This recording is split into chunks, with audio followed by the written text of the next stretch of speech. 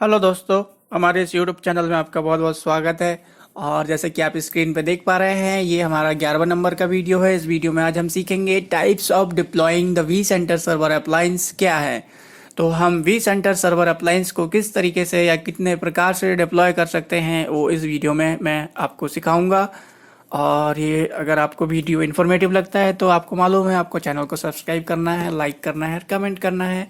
तो देखिए गाइस, इसमें क्या है, बड़ा ही सिंपल है ये डिप्लॉयमेंट का प्रोसीजर। इसमें कोई फैंसी चीज़ नहीं है, कोई नई चीज़ नहीं है। जैसे कि आप देखें तो यहाँ पे क्या है, types of deploying the vCenter server appliance. Okay, you can deploy the vCenter server appliance to manage your vSphere environment.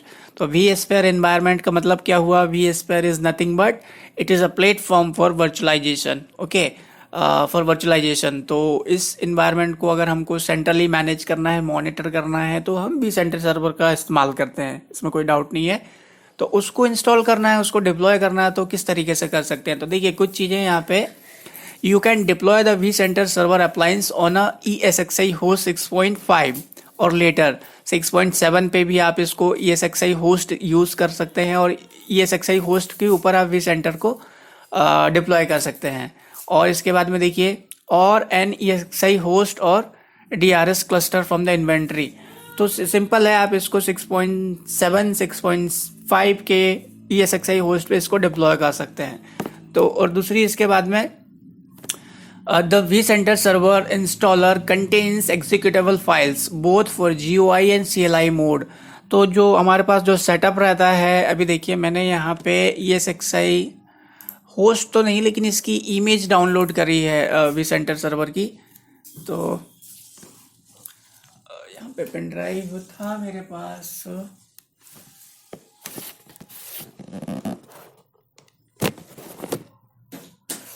देखिए, मैंने अब एक पेन ड्राइव कनेक्ट करता हूँ, इस पर मैंने इसकी ISO इमेज को डाउनलोड करी है।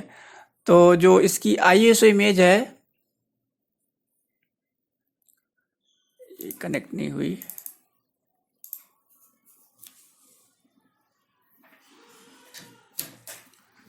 तो जो गैस जो इमेज है, उसमें हमको क्या है, दो एग्जीक्यूटेबल फाइल रहती है जिसमें हम, ये कनेक्ट हो गई, ये इमेज है। तो इसको अगर हम माउंट करेंगे तो इसके अंदर हमें एग्जीक्यूटेबल फाइल मिलेगी दो तरीके की। तो वो क्या होती है, हम उसको दो तरीके से इंस्टॉल कर सकते हैं। एक GUI मोड मतलब ग्राफिकल यूजर इंटरफेस, और दूसरा कमांड लाइन इंटरफेस। तो जनरली क्या है, इट इज़ डिपेंड ऑन कि हमारे पास अगर आपको CLI मोड से इंस्टॉल करना आता है तो आप CLI मोड से कर सकते हैं। लेकिन उसमें क्या है, हमको कुछ फाइल्स क्रिएट करनी पड़ती है, जेसन फाइल क्रिएट करनी पड़ती है। तो जनरली क्या है, लोग बाग मोस्ट ऑफ टाइम हम ग्राफिकल यूजर इंटरफेस का ही इस्तेमाल करते हैं। और ये क्योंकि आसान पड़ता है ग्राफिकल यूजर इंटरफेस। तो वही चीज़ यहाँ पे लिखी है, देखिए, the graphical user interface deployment is 2 stage process. तो इसमें 2 स्टेज होता है। The first stage is deployment wizard that deploy the OBI file of the appliance on the target EXI host और वी सेंटर सर्वर इंस्टेंस। तो ये एक stage हो गई, ठीक है, जहाँ पे हम OBI file of the appliance को किसी होस्ट पे, या फिर हम जहाँ उसको इंस्टॉल करना चाह रहे हैं वहाँ पे इसको एग्जीक्यूट करते हैं। इसके बाद में क्या होता है, after the OBA deployment finishes, you are redirected to the second stage of the process that setup and starts the services of the newly deployed appliances। तो ये दूसरी प्रोसेस है। जब हमारे पास में ये OBA डिप्लॉयमेंट हो जाता है, फिर ये नेक्स्ट स्टेज में जाती है। वहाँ पे हमको क्या है, फिर जो बाकी की चीज़ें हैं वो कॉन्फ़िगर करनी पड़ती है। तो वहाँ पे जो भी सर्विसेज इंस्टॉल हुई है वो शुरू हो जाती हैं। और दूसरा है द CLI, जैसे को हम कमांड लाइन इंटरफेस बोलते हैं। Method involves running a CLI command against a JSON file. तो यहाँ पे कमांड रन करनी पड़ती है हमको। तो देखूंगा मैं, अगर हुआ तो एक वीडियो अपलोड करके आपको दिखाऊंगा कि हम कमांड लाइन से भी कैसे इसको इंस्टॉल कर सकते हैं। तो आई होप कि आपको दोनों चीज़ें क्लियर होगी, कमांड बेस्ड भी है और GUI मोड भी है इंस्टॉलेशन के लिए, डिप्लॉय करने के लिए। उसके बाद में गाइस, जब हम इसको डिप्लॉय करते हैं तो यहाँ पे एक चीज़ आ जाती है, वो रहता है डिफ़ॉल्ट यूज़र नेम, ठीक है। और यूज़र नेम हम डिफाइन भी कर सकते हैं, क्रिएट भी कर सकते हैं। तो अब उसके बारे में भी आपको मैं यहीं पे बता देता हूँ इसी वीडियो में। तो हम क्या करते हैं, the vCenter server appliance has the following default user names. तो उसमें क्या है, सबसे पहले जो डिफ़ॉल्ट यूज़र नेम आता है, रूट आता है, ठीक है, ये डिफ़ॉल्ट यूज़र नेम है। अब इसके बारे में और आपको जानकारी दे दें, use this user name to log in to appliance operating system and the vCenter server management interface. तो बेसिकली क्या है, जब हम इसको लॉग इन करते हैं और या इसको इस्तेमाल करते हैं रूट को, तो हम सीधे के सीधे इसके मैनेजमेंट इंटरफेस पे चले जाते हैं। तो मैं आपको दिखाऊंगा, हम इसके आईपी के थ्रू, जो सर्वर को एक आईपी देना पड़ता है, उस आईपी को इंटरनेट एक्सप्लोरर पर डालेंगे तो हमको मैनेजमेंट इंटरफेस मिल जाता है, vCenter मैनेजमेंट इंटरफेस। और यहाँ पे हमको क्या है, you set the password while deploying the virtual appliance. तो जब यहाँ पे वर्चुअल अप्लायंस को हम डिप्लॉय करते हैं तो उस वक्त हमको पासवर्ड देना पड़ता है। पहली चीज़ ये हुई यूज़र नेम इसमें।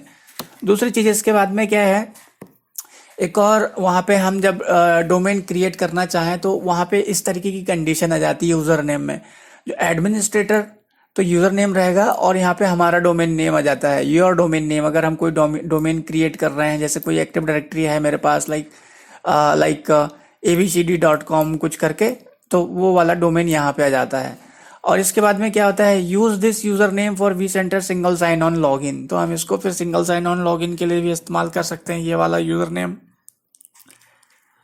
मान लीजिए कोई एक्टिव डायरेक्टरी का मेरा यूज़र बना हुआ है, तो हम उसको इसका एक्सेस दे देते हैं, रोल एंड परमिशन दे देते हैं, तो वो vCenter को भी मैनेज कर लेता है।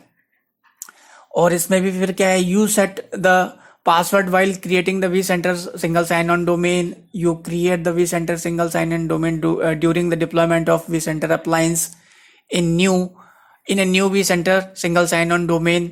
तो आप यहाँ पे देखिए नोट डाउन भी कर सकते हैं बहुत सारी चीज़ें, ठीक है। और यहाँ पे दूसरी चीज़ है, after you create a vCenter single sign-on domain, only the administrator at your domain name user has the privileges required to log into vCenter single sign on domain and vCenter server। तो क्या है, जो हम यहाँ पे जो domain create करेंगे और उसको रोल परमिशन दे देंगे, तो वो vCenter सर्वर पे भी लॉगिन कर लेगा और सिंगल साइन ऑन उसको मिल जाएगा, मतलब मल्टीपल जगह पे वो लॉगिन कर पाएगा। उसके बाद में the administrator at your domain user can proceed as follows. उसके पास में क्या है, add an identity source in this additional users and group. तो ये मैं आपको सिखाऊंगा कि कैसे हम उसको परमिशन देते हैं, रोल असाइन करते हैं, परमिशन असाइन करते हैं। जो हमारे पास एक्टिव डायरेक्टरी का यूज़र होता है, वही चीज़ यहाँ पे लिखी हुई है, ठीक है। तो ये दो यूज़र नेम हम जनरली इस्तेमाल करते हैं हमारे इंफ्रा में। एक हो गया सिंगल साइन ऑन के लिए, दूसरा हो गया रूट मैनेजमेंट के लिए। तो गाइस, उम्मीद करते हैं कि ये इन्फॉर्मेशन आपको इन्फॉर्मेटिव लगी होगी। फिर से वही रिक्वेस्ट, अगर आपको इन्फॉर्मेटिव लगती है तो आपको मालूम है, इस वीडियो को लाइक करना है, शेयर करना है और सब्सक्राइब करना है। मिलेंगे आपसे अगले वीडियो में। अगला वीडियो हमारा होगा understanding vSphere domain and domain names. जैसा कि आपने यहाँ पे देखा होगा, मैंने अभी ये डोमेन नेम के बारे में बात करी, जैसे कि administrator at your domain name. तो ये दो चीज़ें, ये वाली चीज़ आपको हम अगले वीडियो में बताएंगे, वो भी काफ़ी इम्पोर्टेंट है, आपको मालूम होना चाहिए। तो आप चाहते हैं कि आपको अगला वीडियो भी मिले तो चैनल को सब्सक्राइब करें और हमारे साथ बने रहें। मिलते हैं अगले वीडियो में। Till then, bye bye.